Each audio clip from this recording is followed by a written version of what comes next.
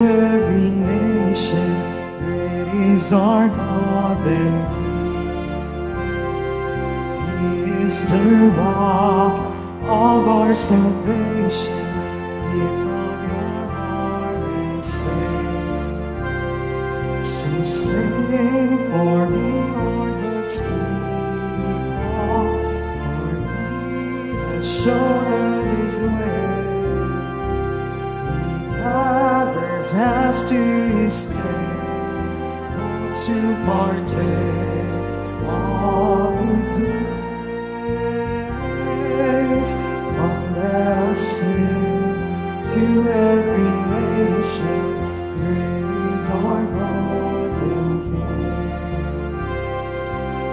He is the rock of our salvation. Lift up your hearts and sing. Lift up your hearts and sing.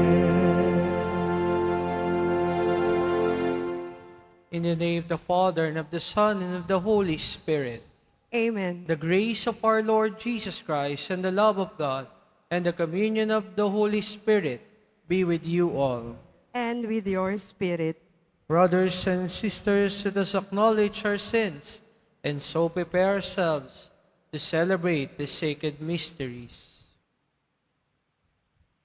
I confess to Almighty God And to you, my brothers and sisters, that I have greatly sinned in my thoughts and in my words, in what I have done and in what I have failed to do. Through my fault, through my fault, through my most grievous fault. Therefore I ask, Blessed Mary, ever Virgin, all the angels and saints, and you, my brothers and sisters, to pray for me to the Lord our God. May Almighty God have mercy on us, forgive us our sins, and bring us to everlasting life. Amen. Lord, have mercy. Lord, have mercy. Christ, have mercy. Christ, have mercy. Lord, have mercy. Lord, have mercy. Let us pray. Grant, we pray, Almighty God, that always pondering spiritual things, we may carry out in both word and deed that which is pleasing to you. Through our Lord Jesus Christ, your Son, who lives and reigns with you in the unity of the Holy Spirit, God forever and ever. Amen. Please be seated. A reading from the book of Sirach. God from the earth created man, and his own image he made him. He makes man return to earth again, and endows him with the strength of his own. Limited days of life he gives him, with power over all things else on earth. He puts the fear of him in all flesh, and gives him rule over beasts and birds. He created for them counsel, and a tongue, and eyes, and ears, and an inventive heart, and filled them with the discipline of understanding. He created in them knowledge of the Spirit. With wisdom, he fills their heart.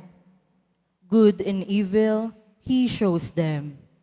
He put the fear of himself upon their hearts, and showed them his mighty works, that they might glory in the wonder of his deeds, and praise his holy name.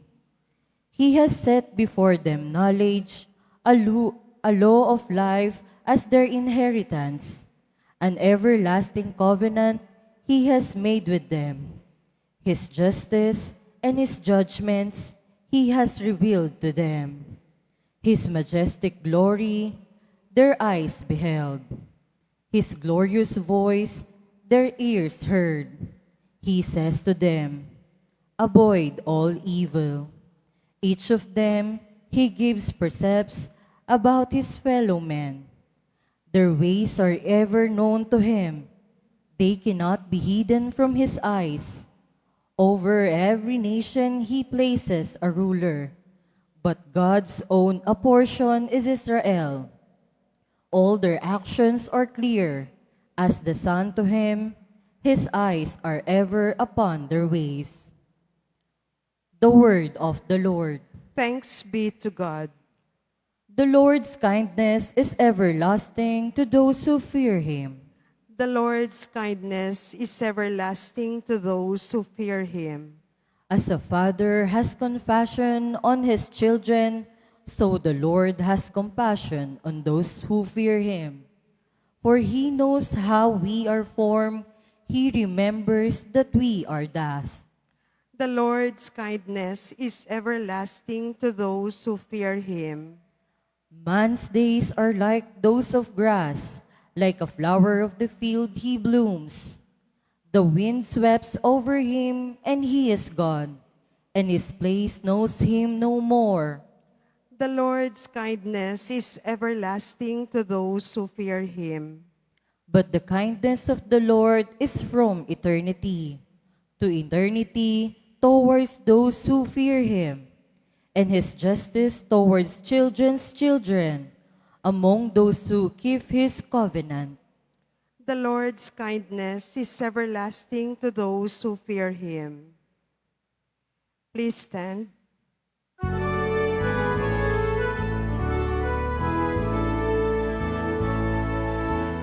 Hallelujah, hallelujah,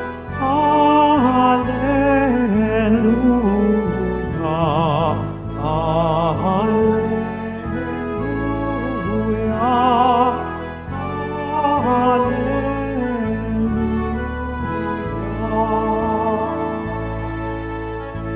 Blessed are you, Father, Lord of heavens and earth. You have revealed to little ones the mysteries of the kingdom.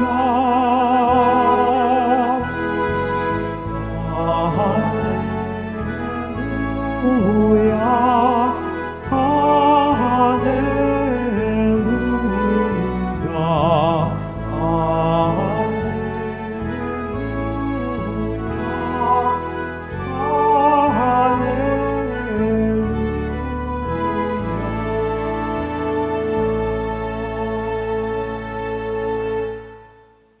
The Lord be with you. And with your spirit. A reading from the Holy Gospel according to Mark. Glory to you, O Lord. People were bringing children to Jesus that he might touch them, but the disciples rebuked them. When Jesus saw this, he became indignant and said to them, "Let the children come to me, do not prevent them, for the kingdom of God belongs to such as this. Amen, I say to you, whoever does not accept the kingdom of God like a child will not enter it." Then he embraced the children and blessed them, placing his hands on them. The Gospel of the Lord. Praise to you, Lord Jesus Christ. Please be seated. Good morning, my dear brothers and sisters. In our first reading in the book of Sirach, we are reminded of our own gifts given by God. First, the author wants to remind us that we are created in the image and likeness of God. Tayo po ay nilikha sa kalikasan ng Diyos. Kaya naman, kapag nakikita nyo, tignan nyo nga po yung inyong mga katabi. Ayaw nyo tignan yung katabi nyo. Mukha bang Diyos yan? Tignan nyo nga. Mukha ba yung Diyos? Nakangiti ba? No? If they are not smiling, no, hindi yan kamukha ng Diyos. Hindi yan sumusunod sa kalooban ng Diyos. Sapagkat sabi sa atin, simula pa lamang sa Genesis, and even now we are reminded, We are created in the image and likeness of God. At hindi nakasimangot ang Diyos. Kahit nahihirapan, masayang sumusunod sa kalooban ng Ama. Tignan niyo ulit yung mga katabi niyo. Kamukha ba yan ni Jesus? Hindi daw. Nasabi ng iba. No? Mga minamahal kong kapatid, no? Sabi, as we hear or heard the proclamation in the first reading, no? We are endowed with 5 senses. No? Katulad ng mga hayop, parehas tayo. But uniquely, bilang tao, we were given knowledge and wisdom. That's the reason why God, no, assigned us as the protector of the creation, the one who will oversee it. Siyang mamamahala nito at mangangalaga sa sannilikha. Ngunit, meron tayong nakalimutan. Ano iyon? We are just caretakers. Tagapamahala lamang tayo. Hindi tayo ang may-ari. Hindi tayo ang Diyos. But we act like God. We exploit every creation. Every created being. Lahat yan, inabuso natin as if we own everything. Anong nakalimutan? Nakalimutan ng magpakumbaba. Actually, hindi na kayo magugulat. That is the first sin of our parents. What is the temptation of Adam and Eve? Saan sila inakit ng masama? Doon ba sa prutas? No. Inakit sila ng masama at pinaniwala silang when they eat the fruit, the forbidden fruit from that forbidden tree, they will be like God. Magiging Diyos sila. No, ibig sabihin, even before, ito na ang pagnanasa ng tao to be like God. Pero alam niyo po, my dear brothers and sisters, we are destined to be like God. To be like God. Why? Unang-una, we are created nga in the image and likeness of God. And that's the promise of God to us. To be like Him.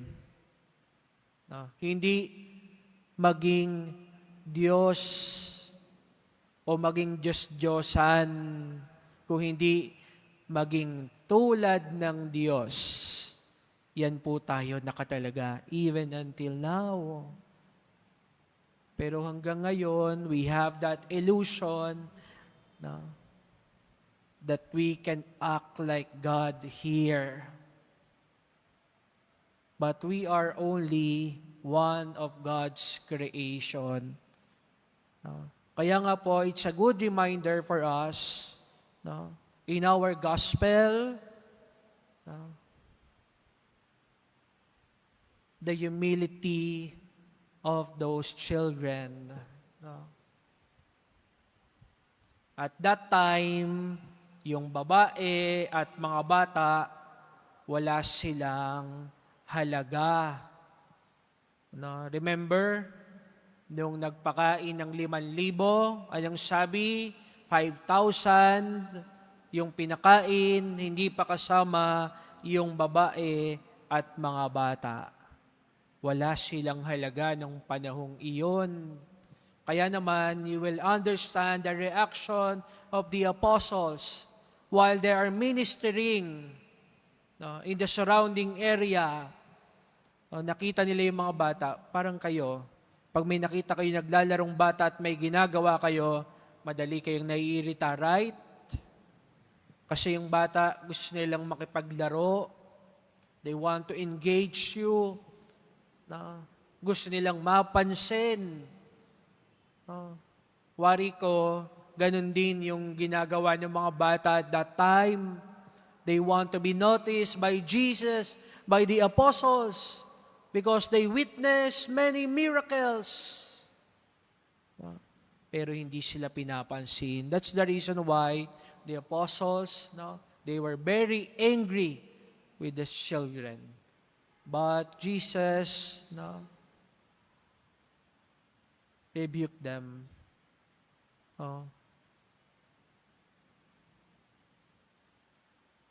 Hayaan niyong lumapit sa akin ang mga bata. That's the attitude. Ano ba ang matututunan natin sa mga bata? The antidote to the sin of our first parents. Ano yon? Humility. Yun ang sagot. Pagpapakumbaba. Kasi kung walang pagpapakumbaba, iisipin mo parati sa iyo ang lahat.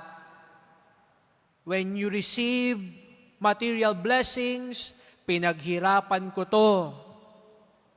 Pag yumaman ka, pinagsumikapan ko ito. Lahat na lang tungkol sa iyo, lahat na lang tungkol sa paghihirap mo. But everything is grace, my dear brothers and sisters. Biyayang kaloob mula sa Diyos, wala kang pag-aari. Anytime, pwede niyang kunin yan. So use your resources well and be humble. Huwag kang mapagmalaki at matapobre. Walang sayo. Biyaya yan galing sa Diyos. Kaya po, my dear brothers and sisters, yan po yung hilingin nating virtue. Pagpapakumbaba. Alam niyo po, walang napahamak sa pagpapakumbaba. Pero sa pagmamayabang, marami ang nasirang buhay, nasirang pamilya. Sa pagmamataas, maraming nasirang relasyon at ugnayan. Pero sa pagpapakumbaba, wala pang kahit sino man ang napahamak.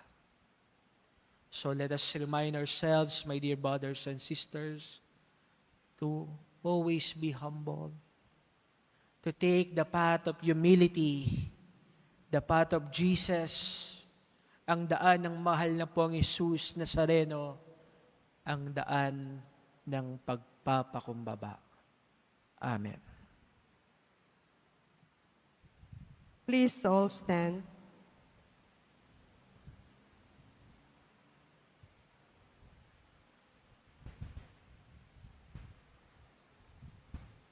With confidence, we come and present our needs to God our Father, who loves all His children. For every petition, let our response be, Lord, hear our prayer. Lord, hear our prayer. That the leaders of the Church may teach her members the true dignity of marriage and so help couples remain faithful to their vocation. Let us pray to the Lord. Lord, hear our prayer. That married couples may be sensitive to each other's needs and find true happiness in their lives together. Let us pray to the Lord. Lord, hear our prayer. That those experiencing difficulties in their marriage may receive the grace to persevere in their commitment. Let us pray to the Lord. Lord, hear our prayer. That the aged, the lonely, and the sick may find love and support within the community. Let us pray to the Lord. Lord, hear our prayer. That those who have died may find a place in God's eternal kingdom. Let us pray to the Lord. Lord, hear our prayer. Almighty Father, you have given us marriage as a sign of your love. Help us to live in harmony with one another. We ask this through Christ our Lord. Amen. Please be seated.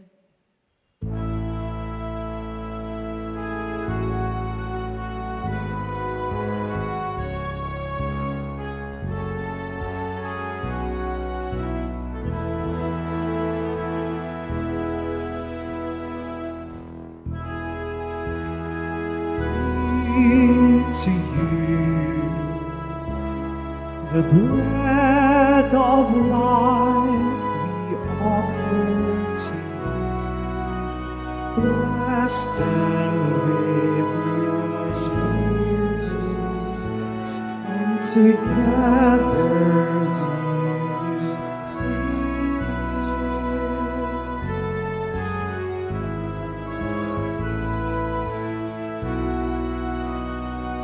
Lord, we bring to you the cup of joy, we offer it to you. Bless them with your spirit, and together we will drink it. To you the sacrifice, we offer it for your glory, transformed unto your body and blood, the source of our salvation, a symbol of your love.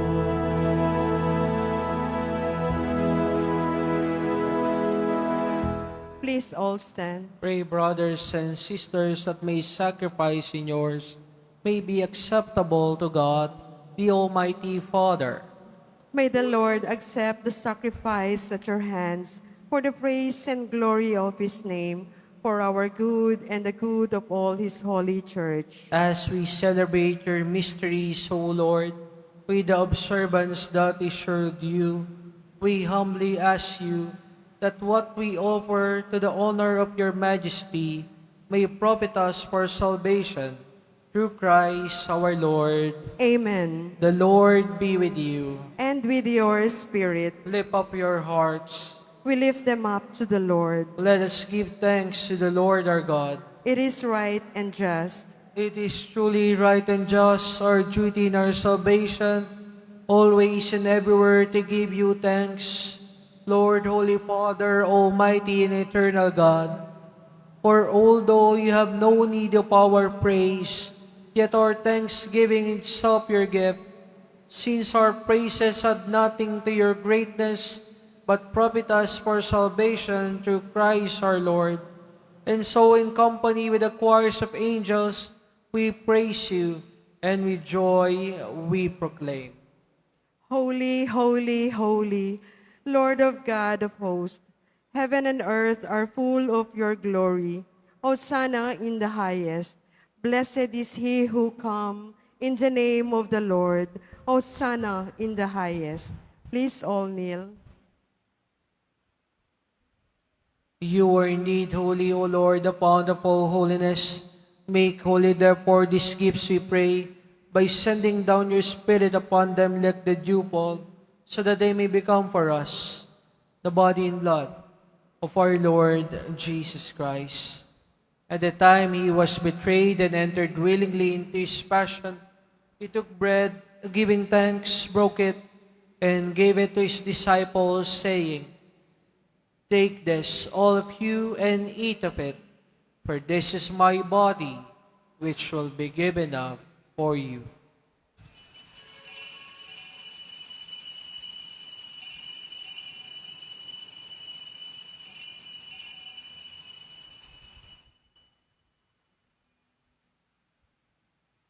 In a similar way, when supper was ended, he took the chalice, and once more giving thanks, He gave it to his disciples, saying, "Take this, all of you, and drink from it, for this is a chalice of my blood, the blood of the new and eternal covenant, which should be poured out for you and for many, for the forgiveness of sins. Do this in memory of me."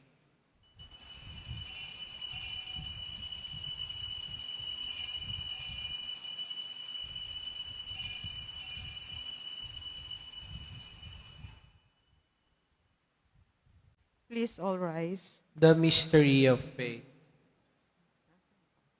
We proclaim your death, O Lord, and profess your resurrection until you come again. Therefore, as we celebrate the memorial of his death and resurrection, we offer you, Lord, the bread of life and the chalice of salvation, giving thanks have held us worthy to be in your presence and minister to you. Humbly we pray that partaking of the body and blood of Christ, we may be gathered into one by the Holy Spirit. Remember, Lord, your church spread throughout the world, and bring her to the fullness of charity, together with Francis, our Pope, who is our Bishop, and all the clergy. Remember also our brothers and sisters who have fallen asleep in the hope of the resurrection, and all who have died in your mercy. Welcome them into the light of your face.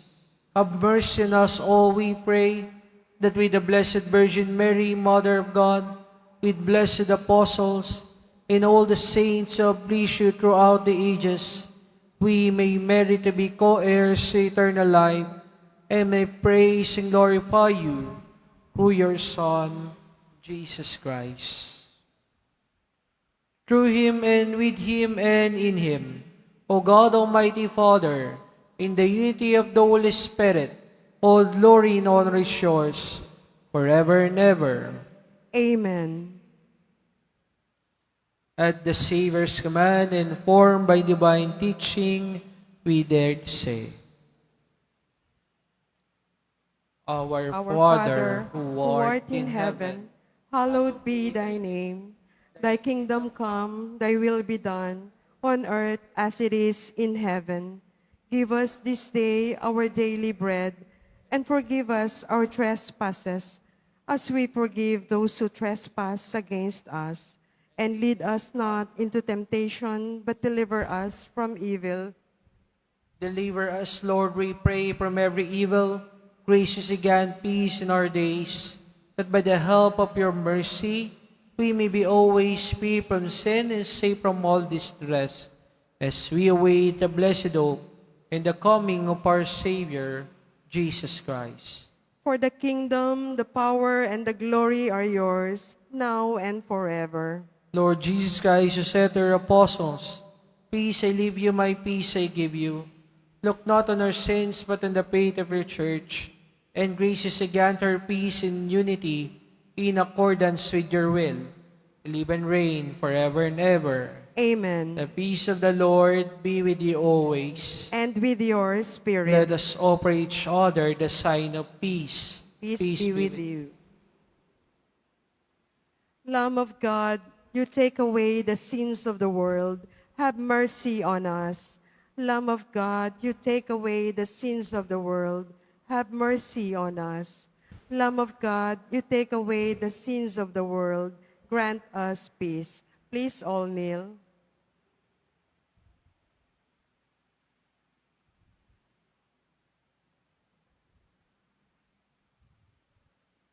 Behold the Lamb of God. Behold him who takes away the sins of the world.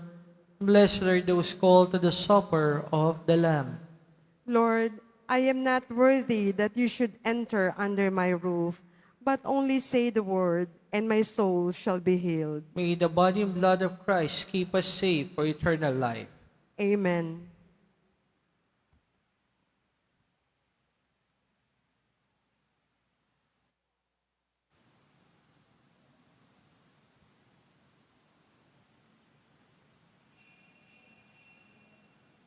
Para sa lahat ng tatanggap ng banal na komunyon, sasagot po tayo ng amen pagkasabi ng pari o ng lay minister ng katawan ni Kristo at isubo agad sa bibig bago umalis sa harapan ng pari o ng lay minister.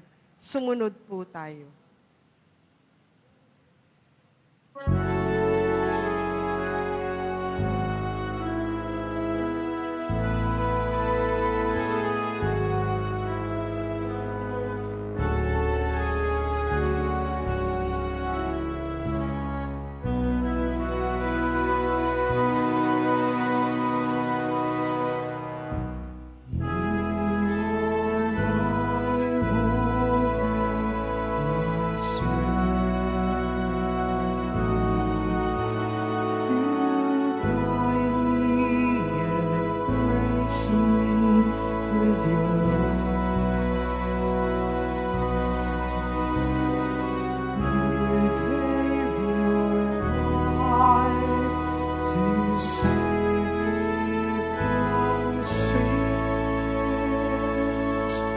Jesus, my Savior, my Lord.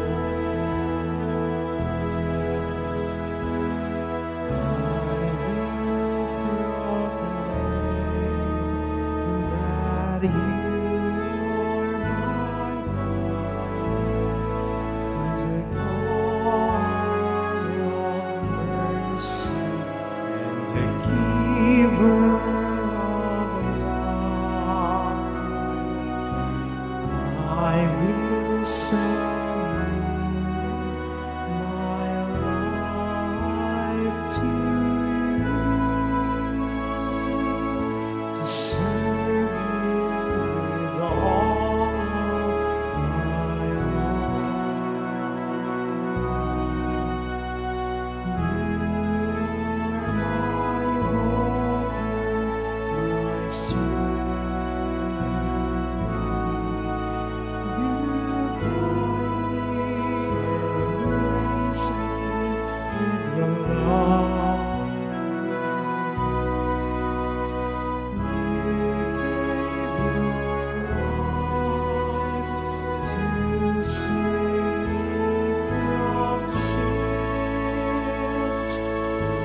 Jesus, my Savior, my Lord.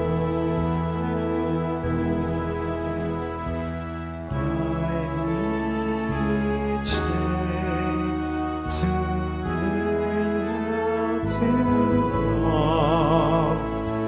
I am your servant, and you are my gift. I offer to you my heart and my mind. Use me, Lord Jesus, my God.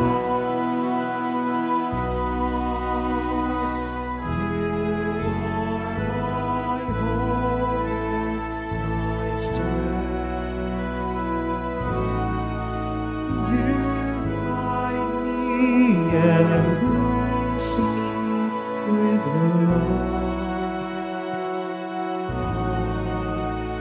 You gave your life to save me from sins. Jesus, my Savior, my Lord. Jesus, my Savior, my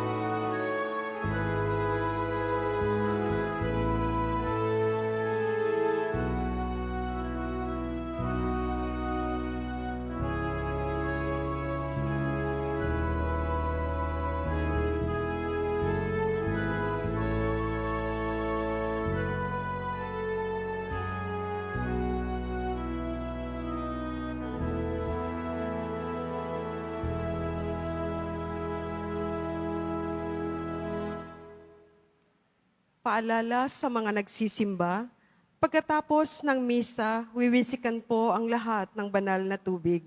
Pinakikiusapan ang lahat na manatili lamang muna sa inyong mga lugar. Tanging sa Quezon Boulevard o sa Plaza San Juan lamang ang labasan ng lahat. Sumunod po tayo. Maraming salamat po sa inyong pagdalaw at pagsisimba sa Basilica Menor at Pambansang Dambana ni Jesus Nazareno. Please all rise.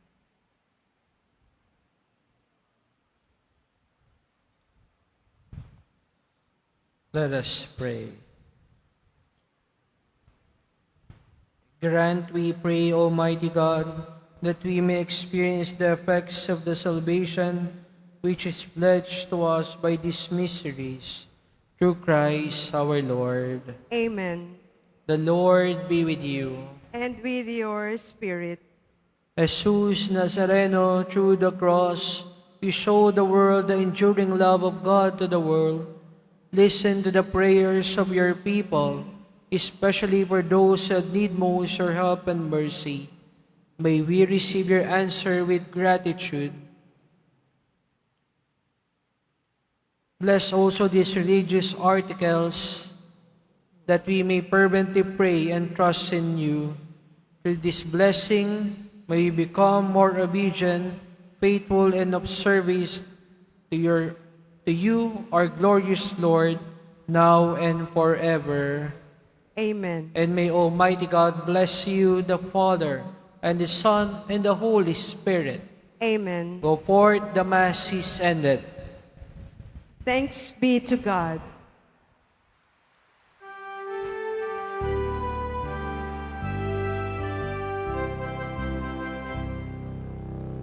Nuestro Padre Jesus Nazareno, sinasamba ka namin. Pinipintuho ka namin. Araw mong aming buhay at kaligtasan. Nuestro Padre Jesus Nazareno, iligtas mo kami sa kasalanan. Ang krus mong kinamatayan ay sagisag ng aming kaligtasan. Nuestro Padre Jesus Nazareno,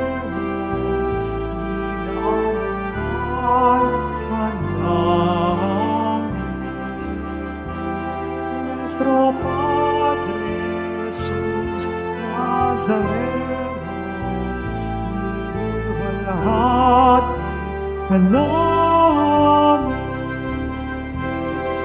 Nuestro Padre Jesus Nazareno,